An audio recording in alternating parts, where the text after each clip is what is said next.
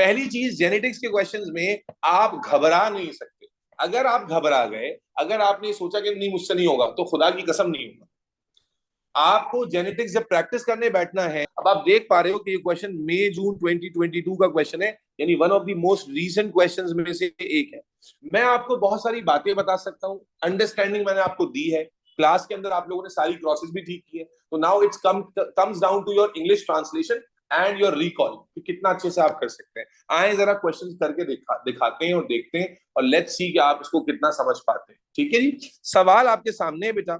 सवाल में एग्जामिनर क्या कहता है? The diagram shows a family tree. The diagram shows a family tree for inheritance of the eye color.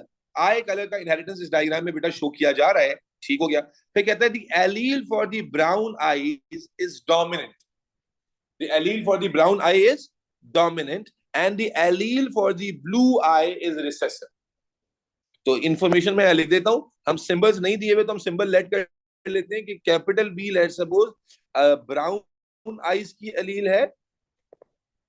Question को ना सिर्फ आंसर तक नहीं पहुंचना है, क्वेश्चन की साइकी समझनी है कि क्वेश्चन की अप्रोच क्या होती है। तो चूंकि डोमिनेंट एलील के लिए सर ने क्या बताया था कि डोमिनेंट एलील का सिंबल कैसा लेते हैं? Capital letter. और ब्लू आइज क्या है, रिसेसिव है, वो बता रहा है। तो आपने ब्लू आइज के लिए स्मॉल बी ले लिया फॉर ब्लू आइज। ठीक हो गया। अब मेरे बच्चे लिसन वेरी केयरफुली, एग्जामिनर क्या बोल रहा है? कहता है विच पी, अच्छा उसके बाद देखो ये की दी हुई है। की क्या दी हुई है? जो विदाउट कलर्ड स्क्वायर है, ये विदाउट कलर्ड स्क्वायर क्या शो कर रहा है बेटा? Mail with brown eyes. Brown कैसा कलर था? डोमिनेंट। और जो कलर्ड वाला है वो क्या शो कर रहा है? Mail with blue eyes. मुझे बताओ मेल विद ब्लू आईज कब पॉसिबल है? अगर कॉमन सेंस है तो मुझे इसका आप जीनोटाइप बता सकते हो। ब्लू आईज कब आएंगी? ब्लू आईज के लिए कौन सी allele? Small B. Small B. देखो capital B, capital B, capital B, small B और small B, small B. Blue eyes सिर्फ कब पॉसिबल है? शाबाश। Small B, small B, small B. Very good. क्योंकि हमें पता है कि रिसेसिव करेक्टर उसी वक्त आता है जब दोनों रिसेसिव हो। इसका मतलब है एक चीज ऑब्वियस हो गई कि ये वाला करेक्टर और ये वाला करेक्टर जहां जहां भी है वो क्या होगा? स्मॉल बी होगा। यानी ये जो बंदी है ये स्मॉल बी है, ये भाई साहब जो है ये भी क्या है? Small B. यस और नो? इसमें कोई मसला तो नहीं है भाई? No. ये अप्रोच सबको कह रहे हैं, जो लोग पढ़ चुके जेनेटिक्स उनकी बात कर रहा हूँ। तो आपको ये बात ऑब्वियस है कि रिसेसिव करेक्टर उसी वक्त आता है जब जनाबे आली दोनों एलील्स रिसेसिव हो। अब सवाल क्या था बेटा? क्वेश्चन क्या है? Which people must be heterozygous for the I colour? कौन से लोग लाजमी तौर पर हेट्रोजाइगस होंगे आई कलर के लिए? ठीक है जी। और इसमें ऑप्शन दिए हैं 1 3 7 2 6 3 4 5 एंड 4 5। अब ये कैसे पता चलेगा? देखो मेरे बच्चे, लिसन वेरी केयरफुल। ये जो दो औलादे हैं ये इनके बच्चे हैं, यस और नो? अब एक ट्रिक से मुराद वो ट्रिक नहीं है, असल में कॉमन सेंस की बात है। बेटा जब आप पैदा होते हो आपने एक एलील अम्मा से लिया और एक एलील किससे लिए? अब्बा से। आपके जीन्स में डबल एलील है या नहीं है? बोलो एग्री करते हो भाई? आपके एलील्स में, जीन में डबल एलील है। मेरे बच्चे जब हम पैदा होते हैं तो हम एक एलील किससे लेते हैं? अब्बा से। और एक एलील किससे लेते हैं? अम्मा से। It's very obvious, it's pretty clear, it should be pretty clear. तो इसका मतलब क्या हुआ कि इन बच्चों में जो एलील्स आएंगी, एक अब्बा से आएगी और एक कहां से आएगी? अम्मा से। अम्मा के पास दोनों कौन सी वाली है?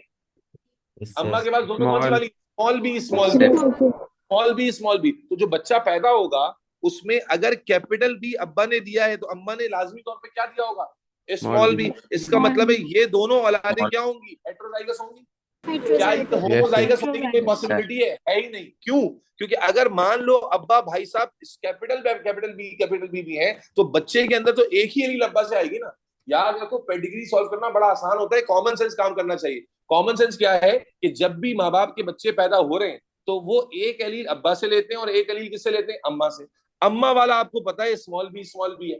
तो इसका मतलब है बच्चों के अंदर एक स्मॉल बी आएगा। और दोनों स्मॉल बी क्यों नहीं आ रहे? अगर दोनों स्मॉल बी आए होते फिर ये शेडेड होता ना। अगर दोनों स्मॉल बी आए होते फिर ये ब्लू आईज होता। इसका मतलब है कि ये कैपिटल बी स्मॉल बी होगा, यस और नो? और ये भाई साहब भी क्या होंगे? Capital B small B. Is that clear? Is that clear?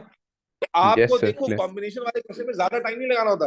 3 और 4 के बारे में हम लोग श्योर हो गए। 3 और 4 के बारे में श्योर हो गए कि क्या है? हेट्रोजाइगस है। अब 3-4 कहाँ कहाँ आ रहे हैं? यहाँ 3-4 नहीं आ रहा, यहाँ Option 3-4 नहीं आ रहा, सिर्फ यहाँ आ रहा है। तो आप डायरेक्टली भी आंसर पे जंप कर सकते हो। मैं आगे भी करके दिखा देता हूँ, आगे भी कर ले, वैसे हम सारों को भी सॉल्व कर सकते हैं, लेकिन हमें टाइम बचाना होता है। जब आपने ऑब्वियस सोल्यूशन देखे, ऑप्शन से भी फायदा उठाना होता है। तो आप आगे देखो, अब देखो इनके बच्चे देखो, इन दोनों को डिजीज, इन दोनों की आइज ब्लू नहीं है, लेकिन इनके बच्चे में ब्लू आ रही है। इनके बच्चे में ब्लू आने का क्या मतलब हुआ कि इनके बच्चे में ये स्मॉल बी होगा, और ये स्मॉल बी है, तो एक स्मॉल बी कहां से आया होगा? अब्बा से, और एक कहां से आया होगा? अम्मा से। तो ये अब्बा तो थे ही कैपिटल बी स्मॉल बी, अम्मा भी डेफिनेटली क्या होंगी? कैपिटल बी स्मॉल बी होंगी। किसी को अगर एक दफा में समझ में आया, मैं फिर करेक्ट करके बता दूं दोबारा से। देखो पेडिग्री में याद रखो, जब फैमिली चलती है तो जो हमारे अंदर एलील आती है, जीनोटाइप आता है, वो दोनों अम्मा से तो नहीं आते, दोनों अब्बा से नहीं आते, एक अब्बा से आता है और एक अम्मा से। अब आपको कुछ बातों के लिए ऑब्वियस था कि मेरे बच्चे इनका जीनोटाइप आपको पहले से पता था, क्योंकि रिसेसिव कैरेक्टर उसी वक्त आता है जब दोनों रिसेसिव। यस और नो? अब आप आगे जब इन बच्चों में आए तो आपने क्या देखा कि इन बच्चों में तो कोई करेक्टर नहीं आ रहा, तो ये कैपिटल बी भी हो सकते थे और कैपिटल बी स्मॉल बी भी। लेकिन हाउ वी गॉट श्योर के कैपिटल बी स्मॉल बी है? क्योंकि मेरे बच्चे, जब ये बच्चे पैदा होंगे तो एक एलील ये अब्बा से लेंगे और एक एलील अम्मा, और अम्मा के पास दोनों एलील कौन सी हैं? स्मॉल बी वाली हैं। तो डेफिनेटली बच्चे में एक स्मॉल बी तो आएगा ही आएगा। इसी तरह मेरे बच्चे, जब आप यहाँ आए तो आपको पता है यहाँ यहाँ पर ब्लू आइज आ रही है, इसका मतलब है दोनों स्मॉल बी हैं। जब दोनों स्मॉल बी हैं तो एक तो आपको पता है यहां से आई है, तो दूसरा कहां से आया होगा? डेफिनेटली यहां से। तो ये भी भाई साहब कौन होंगे? हेट्रोजाइगस। इसलिए मैंने क्या कहा, डायरेक्टली आप आंसर लगा सकते हो, विच इज सी 3, 4, 5। इसकी अंडरस्टैंडिंग, एक तो दिमाग फ्रेश होना चाहिए, फिर अंडरस्टैंडिंग क्लियर होनी चाहिए। क्या कंक्लूजन दिया मैंने? हमारे अंदर जो भी एलील आती है, पेडिग्री के अंदर जो भी इनहेरिटेंस आप देख रहे होते हैं, वो कहां से आती है? एक अब्बा से, एक अम्मा से, नंबर 1। नंबर 2 मेरे बच्चे, जब आपका रिसेसिव करेक्टर एक्सप्रेस हो रहा है, it means it's very obvious कि रिसेसिव करेक्टर उसी वक्त एक्सप्रेस होगा जब both the alleles are recessive. तो इसीलिए जब आपने देखा कि ये जो फीमेल विद ब्लू आईज, उसने बताया था कि ब्लू आईज रिसेसिव है, तो फीमेल विद ब्लू आईज का करेक्टर आप कैसे बता पा रहे हो जीनोटाइप? क्योंकि वहां पर आपको पता है कि recessive characters only express when both the alleles are recessive. तो बहरहाल इसका आंसर आ जाएगा ऑप्शन सी। इसके बाद सर, सर हम यहाँ डबल एक्स और एक्स वाई क्रोमोसोम को मिक्स नहीं करेंगे? उसको ना बेटा डालें वो तो इसमें। मेरी जान, वो तो सेक्स लिंक को कर, सेक्स लिंक में करते हैं, यहाँ सेक्स लिंक का थोड़ी कोई जिक्र हो रहा है। ठीक, okay sir. Sir I have a question. जी बेटा बोलें, कौन है? सर अलील मरियम। जी बोले मैडम मरियम। सर एलील तो सिर्फ एक्स पे होती है ना, तो लड़के में कैसे दो एलील्स होंगी? आप कंफ्यूज कर रहे हैं मेरे बच्चे, वो सेक्स लिंक में होता है। ये सेक्स लिंक क्रोमोसोम्स नहीं पढ़ रहे हम। याद रखें, आप जब अभी मैंने जेनेटिक्स का रिवीजन किया था तो हमने दो तरह पढ़ा। पहले जो mono hybrid cross dihybrid cross पढ़ी थी, वो सेक्स क्रोमोसोम तो की हम तो नहीं। नॉर्मल, जी अब देखो, नॉर्मल जब, क्रोमोसोम्स की बात करें। जी जब सवाल में सेक्स लिंक की बात होगी, आप सवाल में देखोगे कि सेक्स लिंक लिखा हुआ होगा, फिर वहां पर आप सिंबल लोगे एक्स एक्स और एक्स वाई। ठीक है, वहां पर सिंबल आ जाएंगे एक्स एक्स एक्स वाई के। Is that clear? Yes, thank you. बेटा ये बड़ा कॉमन इशू होता है, तुम लोग, ये दो बच्चों ने पूछा, ये बड़ा कॉमन इशू होता है जब आप सेक्स लिंक पढ़ने के बाद करते हैं ना, तो लड़का लड़की सुनते ही एक्स एक्स एक्स वाई आ जाता है। देखो मेरे बच्चे, आपने जब ये अभी जेनेटिक्स का पूरा चैप्टर पढ़ा तो पहले आपने नॉर्मल क्रोमोसोम्स के लिए जो है वो अपनी क्रॉसेस को सॉल्व किया, और उसके बाद आखिर में जब सेक्स लिंक डिसऑर्डर पढ़े तो वहां एक्स एक्स और एक्स वाई का कॉन्सेप्ट आया है। जब क्वेश्चन में एक्स एक्स एक्स वाई का सिंबल इस्तेमाल करना होगा, सवाल में जिक्र होगा सेक्स लिंक का। ठीक है, आगे चलते हैं बेटा। जेनेटिक्स के क्वेश्चन में याद रखना, जो ऑप्शंस है ना उनको भी यूज करना है बेटा, वरना टाइम बहुत लग जाएगा। आप याद रखिए, एग्जाम में 40 सवाल करने होते हैं, एक ही जेनेटिक्स का सवाल नहीं करना होता। इसलिए जेनेटिक के सवाल पे बहुत ज्यादा टाइम लगाने की जरूरत नहीं है। बल्कि मैं हमेशा कहता हूं, अगर आपको नजर आ रहा है क्रॉस वाला सवाल आ गया, बड़ा सवाल आ गया, तो आप क्या करो, उस सवाल को बाद में करो, पहले जो क्वेश्चन इजी इजी है वो कर लो, फिर, क्योंकि इसमें टाइम लगता है, और टाइम, जल्दबाजी तो चाहिए लेकिन जल्दबाजी में गलत नहीं करना है। चलो नेक्स्ट क्वेश्चन पे आ जाते हैं। एल्बिनिज्म। अब albinism is an inherited condition. अब देखो, जो इन्फॉर्मेशन रिक्वायर्ड है वो तुम्हें खुद देगा। Albinism is an inherited condition caused by recessive allele. यहां फिर से उसने बता दिया कि एल्बिनिज्म किससे होता है? रिसेसिव एलील से होता है। यानी डिसऑर्डर एक्सप्रेस होने के लिए क्या जरूरी है? कि दोनों एलील्स खराब हों। यस और नो? डिसऑर्डर के लिए दोनों एलील्स का डिफेक्टिव होना जरूरी है। क्लियर है? आगे चलो। The diagram shows a family tree for a family affected by this condition. Male, female, normal, male with albinism, female with albinism. Again क्या यहाँ हम XX और XY का सिंबल लेंगे? No, No, sir. यहाँ पर सेक्स लिंक डिसऑर्डर या sex link disease की बात नहीं हो रही है। तो मेरे बच्चे यहाँ पर भी जो हम कॉन्सेप्ट अप्लाई करेंगे वो सिंपल लेटर्स वाला होगा। तो अब लेटर्स अज्यूम कर लीजिए खुद से। मिसाल के तौर पे नॉर्मल एलील को आप कह लें ए और डिफेक्टिव को कह लें स्मॉल ए। तो कैपिटल ए भी नॉर्मल होगा, कैपिटल ए स्मॉल ए भी नॉर्मल होगा, लेकिन डिजीज कब शो होगी? जब दोनों दोनों स्मॉल recessive ए होंगे। स्मॉल दोनों, जब दोनों रिसेसिव। डिजीज सिर्फ इस कंडीशन में आएगी, यस और नो?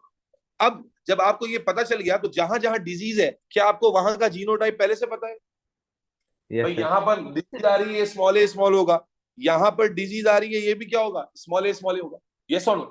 क्योंकि Yes, sir. डिजीज रिसेसिव है और रिसेसिव कंडीशन उसी वक्त एक्सप्रेस होती है जब दोनों एलील्स डिफेक्टिव हो। अब सवाल क्या है? कहता है इंडिविजुअल 9 and 11 हैव एल्बिनिज्म, ये तो हमें नजर आ रहा है, ठीक है। What is the individual 10 is heterozygous? कमाल सवाल है भाई। What is the chance that individual 10 is heterozygous? कितना चांस है कि इंडिविजुअल 10 क्या है? हेट्रोजाइगस। अब ये कैसे बताएंगे मेरे बच्चे?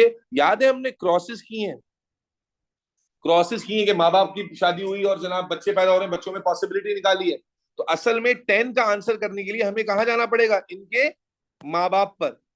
The easy way to go about is कि 10 में कितनी पॉसिबिलिटी है हेट्रोजाइगस होने की। इसका आंसर कैसे पता चलेगा? जब इनके अम्मा अब्बा की क्रॉस को आप देखोगे, अम्मा अब्बा की क्रॉस को देखोगे तो पता चल जाएगा कितना चांस है हेट्रोजाइगस होने का। तो बेटा कैसे पता करेंगे? अब इसका जीनोटाइप तो हमें पता ही नहीं है। बिल्कुल पता है, देखो इसके बच्चे में ए आ रहा है, बोलो बेटा। Yes, अब sir. शॉर्टकट, Yes, इसके sir. बच्चे में स्मॉल ए आ रहा है, जबकि अम्मा अब्बा में नजर नहीं आ रहा। लेकिन क्या नहीं होगा? बिल्कुल होगा, क्योंकि एक स्मॉल ए कहां से आया होगा? अब्बा से, और एक स्मॉल ए कहां से आया होगा? अम्मा से। इसका मतलब है क्या इसके जीनोटाइप तुम प्रेडिक्ट कर सकते हो? दिस दोनों will be heterozygous. Capital A small. Capital is small a. अब तुम इसकी गैमिट बना सकते हो। जब गैमिट बनाओगे और फिर चेकर बोर्ड पे डालोगे इसको, कैपिटल ए स्मॉल ए, और पॉसिबिलिटी चार्ट निकालोगे तो क्या आ जाएगा? Capital A capital A, capital A small A, capital A small A and small A small A, yes और नो? तो हेट्रोजाइगस की पॉसिबिलिटी कितनी है बेटा? बोलो कौन कौन सा 2 plus हेट्रोजाइगस 4. है बेटा? ये हेट्रोजाइगस है और ये भी हेट्रोजाइगस, ये भी हेट्रोजाइगस है बेटा, बोलो। और ये भी हेट्रोजाइगस है, यस और नो? Yes, sir. Yes. बोलो बेटा। Yes. तो क्या पॉसिबिलिटी निकली? What is the chance that 50%. Individual 50%. 50%? 50% कहाँ बनेगा? 50% तो आ ही नहीं रहा इसमें किसी में भी। 2 and 4. Yeah. 2 and 4 नहीं है ना? 2 and 4 क्यों नहीं है? What is the chance that individual 10 is heterozygous? Sir A निकालना है हमें, क्योंकि ए हमें मालूम है। क्या मालूम है? हमें डबल ए का तो पता है ना, डबल स्मॉल ए का तो पता है। अगर हम उन्हें रिमूव कर दें हाँ सही आउट कह ऑफ रहे हो, दैट। बिल्कुल ऐसे ही करना होगा बेटा। ये वाला ए चांस इसका रिमूव हो गया था, ये वाला तो हमें नोन था ना, ये उसने बता दिया था कि इसका एल्बिनिज्म है। तो असल में जो पॉसिबिलिटी आप बनाओगे वो आउट ऑफ 4 नहीं बनेगी। ये वाला आप रूल आउट कर दो, पंखा तो लगाते हैं आप इतनी गर्मी सर, ये वाला आप रूल आउट कर दोगे तो क्या बचेगा? बोलो बेटा। एक ये बचेगा, 2/3. ये बचेगा। 2 and Two 3. हमने Three part क्या? C. क्योंकि ये उसने ऑलरेडी बता दिया था। तो अब आपके पास उसके- टोटल कितना रहेगा? 3 का, और 2 in 3 जो है वो हमारे पास हेट्रोजाइगस की पॉसिबिलिटी है। इसलिए हमारा आंसर क्या बनेगा? 4 की मैडम पॉसिबिलिटी ऑन बनाते हो। कैंपस सिर्फ 2 क्लासेस लेकिन काफी थोड़ी ना होती ऑलरेडी ए निकाल चुके थे हैं बेटा। माइक बंद करो अपना, क्या कर रहे हो तुम लोग?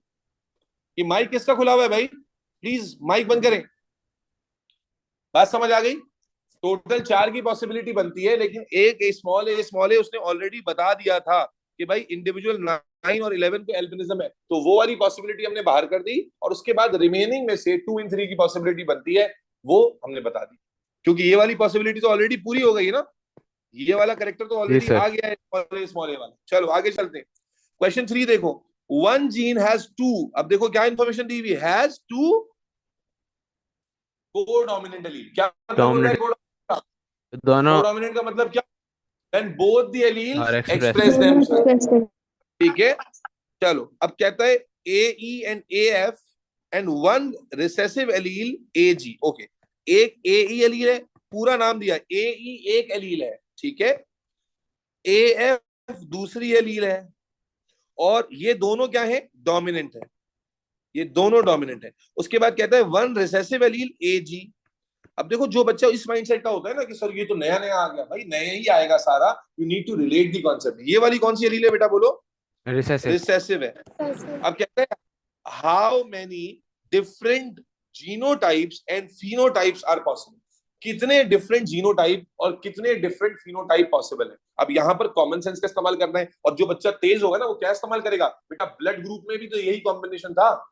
जब आपने ब्लड ग्रुपिंग पढ़ी थी तो उसमें ऐसा नहीं था, बताओ, कि ये IA और IB होते थे, दोनों डोमिनेंट होते थे, और ये क्या होती थी, रिसेसिव। तो जो तेज बच्चा होगा वो ब्लड ग्रुप वाली एग्जाम्पल को याद कर लेगा, और जो नहीं होगा वो करके देखेगा, करके देखने में टाइम लगेगा। फिर सुनना, देखो बेटा उसने क्या कहा, AE और AF ये दो एलील्स क्या हैं, कोडोमिनेंट। क्या है, कोडोमिनेंट। क्या तुमने ये चीज नहीं देखी कि जब हम ब्लड ग्रुप पढ़ रहे थे तो हमने कहा था दो एलील्स IA और IB क्या होती है, कोडोमिनेंट, और उसके बाद एक एलील IO क्या होती है, रिसेसिव। बेटा ये बिल्कुल उसी का रेप्लिका क्रिएट किया उसने, उसने सिंबल चेंज कर दिए, उसने कहा एक एलील AE है, एक एलील AF है, दोनों क्या है बेटा, डोमिनेंट है। और कौन सी एलील रिसेसिव है बेटा, AG allele recessive. AG।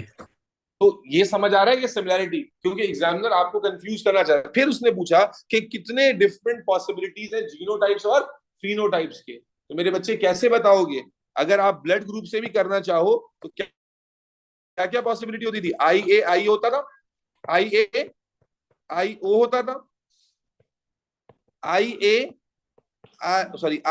IB होता था, IB IO होता था।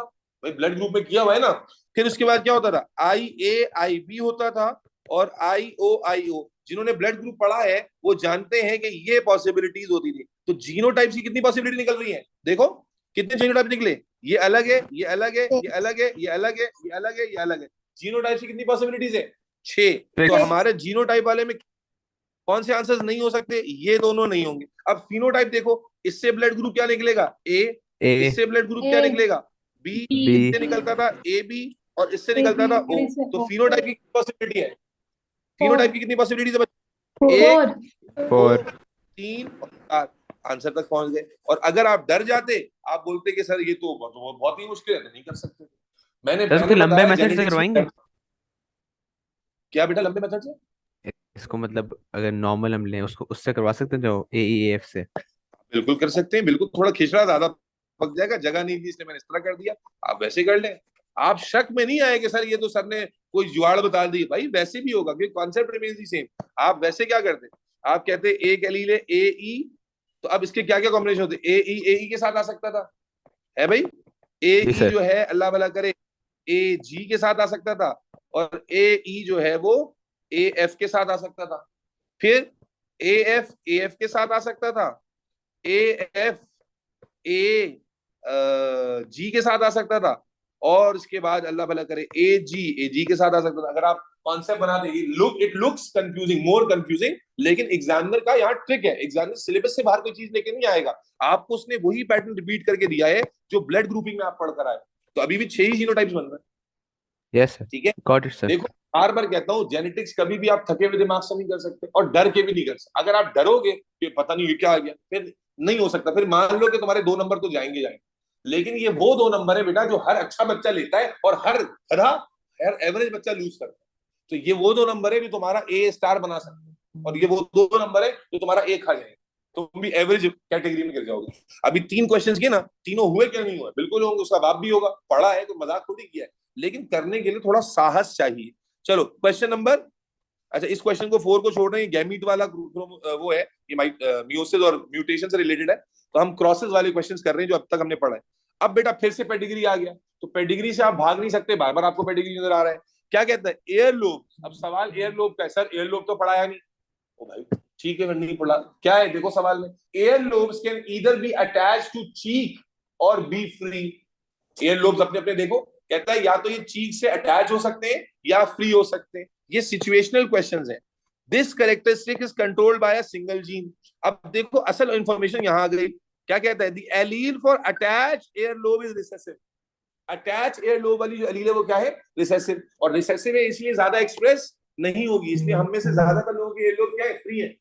लेकिन देयर विल बी पर्सन जिनके एयर लोब क्या होंगे, अटैच्ड होंगे। लेकिन उसने क्या बताया, अटैच्ड एयर लोब की जो एलील है वो क्या है बेटा, रिसेसिव है। The diagram shows the inheritance of attached air lobes in one family. अब आप पैटर्न ड्रॉ करना शुरू करो। देखो जो फ्री एयर लोब वाले हैं वो डोमिनेंट है, फ्री ईयर लोब वाले क्या है, डोमिनेंट। और जो शेडेड नहीं है ये है रिसेसिव वाले। इसका अगर हम सिंपल ऐड कर लें, कैपिटल ई और small E, capital E for free ear lobe and small E for attach ear lobe. तो बेटा ये जो मेल और फीमेल है जिनमें कलर नहीं है, मेल और फीमेल जिनमें कलर नहीं है, ये रिसेसिव है ना। रिसेसिव है तो इनका जीनोटाइप बता सकते हैं भाई क्या होगा जीनोटाइप। ये 9 अगर रिसेसिव है, अटैच वाला है, तो क्या होगा, स्मॉल ई स्मॉल ई। ये भी क्या होगा, ये भी क्या होगा, स्मॉल ई स्मॉल ई। ये भी क्या होगा, स्मॉल ई स्मॉल ई। ये बिल्कुल बच्चों वाला कॉन्सेप्ट। और अगर ये स्मॉल ई है, मैं फिर वही बात करूंगा, तो इसने जो ई लिए होंगे एक अम्मा से लिया होगा और एक अब्बा से लिया होगा। इसका मतलब है अब्बा अम्मा कैसे होंगे, capital E small E capital E small. Heterozygous होंगे ना। क्यों, ये बच्चों वाला कॉन्सेप्ट, क्योंकि अम्मा पापा खुद तो फ्री वाले हैं लेकिन बच्चा अटैच वाला पैदा कर दिया उन्होंने।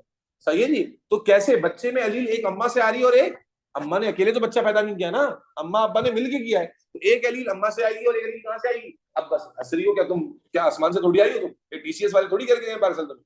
वो कहानियां फजूल है, वो बच्चों को के परी आई थी, वो ऐसा नहीं है। ठीक है, ऑल बायोलॉजी। मेरी बात समझ आ गई। अब सवाल देखते हैं, सवाल क्या था। सवाल कहता है which two individual must be heterozygous for the earlobe attachment, must be heterozygous for earlobe attachment. हम सबका बना सकते हैं। देखो इनके बच्चों में नहीं आ रहा, इनके बच्चों में भी नहीं आया और अम्मा अब्बा में नहीं है, तो मोस्ट लाइकली कैसे होंगे बेटा, बोलो। होमोजाइगस होंगे। होमोजाइगस। जब ये होमोजाइगस होंगे तो मोस्ट लाइकली यहां पर भी होमोजाइगस रिजल्ट दे देंगे। और इनके सारे बच्चों में, अच्छा एक और बात समझना, आपने 1 और 2 देखा, 1 और 2 हेटेरोजाइगस था लेकिन 1 और 2 का कोई ऑप्शन नहीं है। 1 और 2 का ऑप्शन नहीं है लेकिन 1 और 7 का है। तो 1 और 7 के बाद आप क्या करोगे, अपना टाइम कैसे बचाओगे कि 1 के बाद डायरेक्टली किसको देखोगे, 7 को। 1 एंड भाई 1 के बारे में आप श्योर है ना कि हेटेरोजाइगस है, अब डायरेक्ट 7 को देखो, 7 की बच्चों को देखो। 7 को खुद तो नहीं है लेकिन 7 के बच्चों में आ रहा है, यस और नो है जी। तो 7 के बच्चों में सर आ रहा है। होगा, एक अब्बा दे रहे होंगे और एक अम्मा दे रही होंगी। इसका मतलब ये भी क्या हो गया, हेटेरोजाइगस हो गया। कंफर्म हो गया कि हेटेरोजाइगस। किस पे लगा दिया आपने, टाइम बचा लिया। कैसे किया, बात समझ आई, फिर सुन लो, फिर साफ सुथरा करके समझा देता हूँ। आप जब भी रिसेसिव कंडीशन से डील करते हो, आप पहले इनका जीनोटाइप लिख लो। तो भाई इनका जीनोटाइप आपको पहले से पता होता है, ये स्मॉल ई स्मॉल ई, ये स्मॉल ई स्मॉल ई, ये स्मॉल ई स्मॉल ई। लेटर्स मैंने खुद से लेट किए हुए, ठीक है। अब आपने कहा कि यार इनके अम्मा अब्बा का क्या सीन है, तो सीन ये है कि अगर इनके बच्चों में स्मॉल ई आया है तो एक अम्मा से आया होगा और एक अब्बा से आया होगा। इसी तरह अगर इनके बच्चों में स्मॉल ई आया है तो एक अम्मा से आगे अब्बा से आ गया और एक डेफिनेटली किससे आया होगा, दूसरे वाले पेरेंट से आया होगा। इसलिए ये हेटेरोजाइगस है, ये भी हेटेरोजाइगस है और ये भी हेटेरोजाइगस है। तो हम किस आंसर पे चले गए बेटा, बोलो 1 और 7। Is that clear? Yes, sir, clear. और ये तो ब्लड ग्रुप वाला पेडिग्री है। आए देखते हैं क्या कहता है। The diagram shows the blood group phenotypes of some members of family. Which member of F1 generation must be heterozygous? Which member of F1 generation? In members की बात कर रहा है। Which members of F1 generation must be heterozygous with the codominant allele? Codominant allele का मतलब क्या sir होता है? वो Codominant allele expressed there. expressed there. Both of the alleles are expressed. अरे तो AB ब्लड ग्रुप में basically. कौन सी वाली AB. कोडोमिनेंट होती है, आई ए और आई बी। A and I. ए और आई, आए जरा समझते हैं। देखो ये पेरेंट का ब्लड ग्रुप यहाँ दिखाया हुआ है, ये वाले जो पेरेंट है इनका ब्लड ग्रुप क्या है, ओ। ओ का मतलब क्या हुआ, बोलो बेटा। Double O. IO. कौन आया, IO. हाँ बेटा वही रोक। आगे जाऊंगा फिर आप पीछे लाओगे तो मुश्किल हो जाएगी बेटा। आप साथ साथ बोला करो कि बात समझ आई या नहीं आई, क्योंकि पेडिग्री का पैटर्न रिपीट हो रहा है हर बार, यहाँ पर फिर रिपीट होगा। मैंने 2 बार बताया, अब आप मुझे आगे जाके बोलोगे, वहीं रोक लिया करो। क्या मैंने कहा बेटा, वापस आ जाए भाई अरानिया के लिए। हमने कहा कि ये एग्जामिनर ने हमें बताया कि जो mail with attach year lobes हैं ये रिसेसिव कैरेक्टर है ये, और रिसेसिव कैरेक्टर डोमिनेंट कैरेक्टर के लिए कोई सिंबल नहीं दिया हुआ था, तो हमने खुद से लेट कर लिया कि डोमिनेंट कैरेक्टर जो फ्री वाला है उसके लिए लेटर है कैपिटल ई, ईयर लोब से ई बना लिया, और जो अटैच वाला है उसके लिए स्मॉल ई है। तो जब अटैच ईयर लोब वाले बच्चे पैदा हो रहे हैं तो कब पैदा होंगे अरानिया, अब अरानिया बताएंगी मुझे, when attach air low baby will be born, बोलो भाई, जब कैपिटल ई होगा तब बॉर्न होंगे, बोलो, या कैपिटल स्मॉल ई होगा तब बॉर्न होंगे, या स्मॉल ई होगा तब बॉर्न होंगे? जी अरानिया जल्दी जल्दी बताओ। सर जब स्मॉल ही होगा। जी जान, तो यही तो बताया मैंने, इसका मतलब है जो जो विदाउट कलर है सारे स्मॉल ई है, सारे स्मॉल ई है, ठीक है ना। अब जब सारे स्मॉल ई हैं, अब उसने पूछा था कौन से पेरेंट हेटेरोजाइगस है, तो मैं एक बात बताता आ रहा हूँ कि पेडिग्री में दोनों एलील एक पेरेंट से तो नहीं आएगी ना। अगर इसके अंदर दो स्मॉल ई हैं तो इसका मतलब है एक इस पेरेंट से आएगी, एक इस पेरेंट से आएगी, और इस पेरेंट में खुद डिजीज नहीं है, खुद इसका एयरलोब फ्री है। इसका मतलब क्या होगा, ये हेटेरोजाइगस होगा, कैपिटल ई स्मॉल ई के साथ ये खुद फ्री एयरलोब वाला होगा, लेकिन इसके पास अटैच एयरलोब की एलील मौजूद होगी, और ये भी ऐसी होगा, फ्री एयरलोब वाला होगा और अटैच की मौजूद होगी। तो हमने देखा 1 और 2 मस्ट बी हेटेरोजाइगस, 2 किसी ऑप्शन में था नहीं, 1 था, 1 के साथ कॉम्बिनेशन में 7 था, हमने कहा चेक कर लेते। अब 7 को चेक किया, 7 में खुद तो एयरलोब फ्री है, लेकिन देखो इसके बच्चों में सारे स्मॉल ई आ रहे हैं। जब बच्चों में स्मॉल ई आ रहे हैं, एक स्मॉल ई यहां से आएगा और दूसरा स्मॉल ई कहां से आ रहा होगा, डेफिनेटली दूसरे पेरेंट से। तो इसका मतलब दूसरा पेरेंट भी क्या होगा, हेटेरोजाइगस होगा, यस और नो? Yes sir. ठीक है, that is why we reach to the conclusion कि आंसर ए है। अब वापस आ जाओ ब्लड ग्रुप वाले पर। अब मैं क्या बता रहा था कि ब्लड ग्रुप दोनों का ओ है, तो ब्लड ग्रुप ओ कब होता है बच्चों, जब आईओ, बोलो भाई, ब्लड ग्रुप कब होता है, जब आईओ। अब मुझे बताओ, जब दोनों आईओ हैं, तवज्जो से सुनना, जब दोनों आईओ हैं तो इनके बच्चे कैसे होंगे, कोई और पॉसिबिलिटी निकलेगी क्या, बोलो भाई। दोनों में खाली आईओ की एलील्स हैं, तो क्या ये आईओ ही कैरी करेंगे ना आगे? जब आईओ कैरी करेंगे तो ये होमोजाइगस ही होंगे, हेटेरोजाइगस नहीं होंगे। सवाल में उसने क्या पूछा है, सिर्फ ए बच्चा है, बी नहीं है। ए और बी रूल आउट हो गया, सॉरी नहीं बी सर, इनका सिर्फ बच्चा ए नहीं, हुआ। सॉरी हाँ जी, ए इनका बच्चा है, तो ए जो है डेफिनेटली क्या होगा, होमोजाइगस होगा, ए रूल आउट हो गया। अब उसके बाद जरा आ जाओ बी और सी पर। बी और सी किनकी औलाद है, इस वाले पेयर की। बी और सी कहां से निकल के आ रहे हैं, इनसे आ रहे हैं, और इनके बारे में कुछ भी उसने नहीं बताया, लेकिन आगे कुछ इंफॉर्मेशन दी हुई है। देखो ये बी सी है, इनके बच्चे हुए, डेफिनेटली अगर ये इसका जीनोटाइप नहीं दिया हुआ तो इसका जीनोटाइप क्या होगा, आईओ होगा, क्योंकि अम्मा अब्बा दोनों ओ वाले हैं, तो डेफिनेटली यहाँ पर क्या आएगा, आईओ आएगा। और इनके जब बच्चे पैदा हुए हैं तो आप देखें बच्चे में ब्लड ग्रुप ए भी आ रहा है और ब्लड ग्रुप बी भी आ रहा है, तो कैसे आ रहा आई ए होगा? आई बी, अगर अम्मा जो है बी इज डेफिनेटली हेटेरोजाइगस, को डोमिनेंट एलील। हेटेरोजाइगस, क्योंकि अगर एक में जो है वो दोनों ही ओ हैं, तो इसका मतलब क्या हुआ कि अम्मा और अब्बा जब दोनों ओ वाली एलील्स हैं, तो ए और बी दोनों किसके पास होंगी, एक ही पेरेंट के पास होंगी, और इसीलिए एक बच्चे में फिर बाद में ब्लड ग्रुप बी आया और एक बच्चे में, और ये कौन सा वाला ए और बी आया हुआ, हेटेरोजाइगस वाला, यस और नो? एक एलील ओ से उठाई होगी, एक एलील कहां से उठाई होगी बेटा, बी से उठाई होगी, और एक एलील ओ से उठाई होगी। ठीक है, तो हमारा आंसर क्या हो जाएगा बेटा, बी। क्योंकि सवाल क्या पूछा था उसने कि which parent must be heterozygous for codominant allele, तो कोडोमिनेंट एलील किस में आ रही है, एक बार और फिर साफ सुथरा देख लें, एक दफा समझाने में अगर बात समझ नहीं आती। क्या कॉन्सेप्ट था बेटा, आपको उसने बोला था ए, देखो 4 ऑप्शन है, ए बी सी डी, तो आंसर इनमें से बताना था। अब आपको उसने कुछ इंफॉर्मेशन दे दी थी, एग्जामिनर आपसे उतना ही खेलेगा जितना आप बर्दाश्त कर सकते हो। यहाँ उसने बोला ब्लड ग्रुप ओ है, ब्लड ग्रुप ओ कब होता है, जब दोनों आईओ। और जब ये आईओ है तो डेफिनेटली इनके बच्चे में भी क्या आएगा, आईओ ही आएगा, क्योंकि और कोई एलील ही नहीं है। लेकिन जब इसकी शादी इस बी साहिबा से हुई है, तो इनके बच्चों में ब्लड ग्रुप ए और बी दोनों आ गए, तो कैसे आया होगा, इसका मतलब है ए और बी दोनों एलील्स किसमें होंगी, बी में, क्योंकि इधर तो इस वाले पेरेंट के पास तो सिर्फ ओ है, and that is why we reach to the conclusion कि जो बी है उसमें आई ए और आई बी दोनों मौजूद है, and that is what examiner asked. Examiner ने यही पूछा था कि कौन सा पेरेंट होगा, बोलो क्लास के बाद आए, बट वी डोंट नो। कोई बात नहीं, जाओ जी बेटा। ऑनलाइन में से कोई सवाल पूछ रहा है, कोई बात समझ आ गई सबको? Yes sir, but we still don't know about CD ना। स्टिल बेटा देखो, अब सीडी में क्या है, आपको पेरेंट का ही वो नहीं पता कि पेरेंट का जीनोटाइप क्या है, और जब पेरेंट का जीनोटाइप नहीं पता तो आप बिल्कुल ही प्रेडिक्ट नहीं कर सकते, क्योंकि यहाँ पर भी कोई हिंट नहीं दी हुई। आगे जाके बताया हुआ ब्लड ग्रुप ए और ब्लड ग्रुप ओ है। अगर ब्लड ग्रुप ओ है इसका मतलब है कि एक पेरेंट के पास ओ वाली एलील मौजूद है, एक पेरेंट के पास ओ वाली, और अगर एक पेरेंट के पास भी ओ वाली एलील आ गई तो फिर वो कोडोमिनेंट तो नहीं होगा ना। कोडोमिनेंट कब होगा? जब एक ए वाली हो और एक बी वाली हो। यस और नो? आप रिवर्स मैकेनिक्स भी करोगे ना तो आप आंसर तक पहुंच जाओगे। बहरहाल in this particular question the answer will be B. आगे चलते हैं बेटा, ठीक है जी। बस ये ज्यादा क्वेश्चन में नहीं कराऊंगा, 10 तक पहुंचेंगे। 10 तक करते करते दिमाग गर्म हो जाता है। आपको रोज 10 क्वेश्चन करने, तब जाके होगा। ज्यादा क्वेश्चन नहीं, 40-50 क्वेश्चन है। 40-50 क्वेश्चन 10-10 करके 4-5 दिन में करें, लेकिन समझ के करें। खुद बैठ के साइंस लड़ानी पड़ेगी, खुद समझ आना चाहिए कि क्या चल रहा है। आपने देख लिया पिछले 7 क्वेश्चन में नया कॉन्सेप्ट कोई नहीं होता, सारा वही कॉन्सेप्ट है जो आपने पढ़ा है। नेक्स्ट क्वेश्चन देखिए बेटा, इन ए स्पीशी ऑफ माउस, ये बहुत ही मनूस सवाल।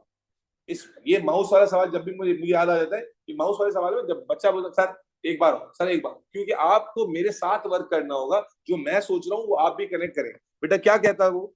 इन a species of mouse fur colour can be black or white. Information को गौर से पढ़ना है कि माउस की स्पीशी में इस कलर ब्लैक भी हो सकता है और व्हाइट भी हो सकता है। अब कहता है 2 black female mice were allowed to mate with same black male. 2 mices हैं जो ब्लैक हैं, मैं लिखता जाता हूं साइड में क्या क्या इंफॉर्मेशन है। माइसेस 2 हैं, माइस 1 एंड माइस 2, ये भी ब्लैक है और ये भी ब्लैक है, और इनकी जो मीटिंग हो रही है वो भी ब्लैक मेट से हो रही है। इनका जो माउस है वो भी क्या है? ब्लैक है। तो तीनों के कलर, फिनोटाइप तीनों के ब्लैक। आगे देखो, 1 फीमेल हैड 9 यंग, एक फीमेल से 9 बच्चे हुए, and all of which were black, सारे के सारे क्या थे? ब्लैक थे। सारे के सारे क्या थे? ब्लैक। ब्लैक और ब्लैक से सारे ब्लैक आ गए। आगे कहता है the other female had 7 young, उसके 7 बच्चे हुए, 5 ब्लैक एंड 2 व्हाइट, 5 उसमें ब्लैक आए और 2 व्हाइट आ गए। अब जुगाड़ सुन लो, मैं कहता हूँ ट्रिक बताता हूँ। भैया याद रखो कि जब भी ये याद रखोगे तो बहुत पेडिग्री में भी आसानी होगी। जब भी अम्मा अब्बा के बच्चे एक जैसे पैदा हो जाए, अम्मा अब्बा के बच्चे, ये मैं जुगाड़ बता रहा हूं लेकिन ये लॉजिक के ऊपर बेस्ड है। जब भी अम्मा अब्बा का जो कैरेक्टर है बच्चों में भी सारा वही कैरेक्टर आ रहा हो, इसका मतलब है अम्मा अब्बा होमोजाइगस। अम्मा अब्बा क्या है? क्योंकि दिस इज ओनली पॉसिबल कि जब अम्मा अब्बा कैपिटल बी वाले होंगे ना, then the possibility of having all the same individual is possible। ठीक है? और जब डिफरेंट वैरायटी आ रही है इसका मतलब है हेट्रो हेट्रो कॉम्बिनेशन। जब डिफरेंट वैरायटी आ रही है, ब्लैक भी आ रहा है, व्हाइट भी आ रहा है, तो हेट्रो हेट्रो की पॉसिबिलिटी होगी। इसको आप क्रॉस को चेक करके देखेंगे तो ये बात हमेशा प्रूव हो जाएगी। खैर, अभी आपको उसने क्या बताया? अभी उसने बताया ये कि माइस 1 और माउस को जब क्रॉस कराया, जो कि दोनों ब्लैक थे, तो इनके सारे बच्चे कैसे पैदा हुए? ब्लैक। लेकिन उसी माउस को जब माइस 2 से क्रॉस कराया है, जो कि दोनों फिर से ब्लैक थी, तो उसमें कुछ बच्चे ब्लैक आए और कुछ बच्चे, बेटा बोलो, इसमें जनरेशन कुछ बच्चे ब्लैक आए और कुछ व्हाइट आए। पहले मुझे बताओ इससे क्या पता चलता है कि ब्लैक डोमिनेंट है या व्हाइट डोमिनेंट है? ब्लैक। पहले मुझे पता चलता है कि ब्लैक डोमिनेंट। ठीक है ना? पहली चीज पता चली ब्लैक डोमिनेंट है और व्हाइट जो है वो रिसेसिव है। Is that clear? व्हाइट क्या है? रिसेसिव। कैसे पता चला? क्योंकि ब्लैक ही ब्लैक आपको ज्यादा नजर आ रहा है, व्हाइट बहुत थोड़ा सा नजर आ रहा है। ठीक हो गया। अब मेरे बच्चे सवाल क्या है? What is the expected ratio? अच्छा, one of these white mice was male and is allowed to mate with heterozygous female। अरे तो बच्चों का सवाल हो गया है, ये वो सवाल नहीं है, ये तो आसान हो गया। कहता है एक बच्चा माइस जो था व्हाइट था, व्हाइट कब होगा? बेटा बोलो व्हाइट कब होगा? तो दोनों recessive, small B small B होंगे और जब। इसकी मेटिंग किससे कराई है? हेट्रोजाइगस। हेट्रोजाइगस। का मतलब कैपिटल बी स्मॉल बी। ठीक है? हेट्रोजाइगस फीमेल का अपना कैरेक्टर कैसा होगा? ब्लैक या व्हाइट?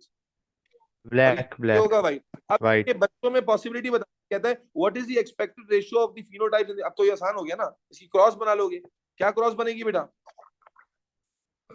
पूरी कहानी उसने ऊपर इसलिए बताई ताकि तुम्हें पता चले कि डोमिनेंट कौन है और रिसेसिव कौन है। भाई क्या बनेगा? डायरेक्ट चेकर बोर्ड बना रहा हूं मैं, तो कैपिटल बी स्मॉल बी और स्मॉल बी क्या आ जाएगा? Capital B small B, capital B small B, small B और स्मॉल बी। क्या रेशो आ रहा है? 50% 50% ब्लैक एंड 50% व्हाइट। यानी रेशो क्या बनेगा? 2:2 जो एग्जिस्ट नहीं करता।